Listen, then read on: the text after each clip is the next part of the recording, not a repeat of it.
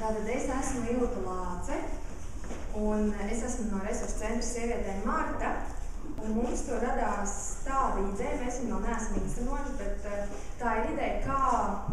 faktiski izdarīt spiedienu un celt valsts institūciju atbildību par to, par kuriem viņi būtu, un par lietām, par kurām būtu jāatbild. Jo, piemēram, mums ir daudzkārt bijuši gadījumi, kad pie mums ir kāda meitene, kas ir cietusi vai no cilvēku tirzniecības vai kā savādāk izvarošana gadījumā un policija vai no atbildīgās institūcijas neko nedara sociālajie dienesti. Un mēs parasti arī, kad mēs vēršamies vai kaut ko gribam risināt, tad mums atnāk tiešām bestselleru vērtas vēstules. Un tad mums radās tāda ideja, ka mēs varētu, piemēram, mums ir kādi gadījumi, viņus nevis taisīt atklāts, bet, piemēram, anonīmā veidā, lai tos cilvēkus neatšifrētu, tomēr parādīt,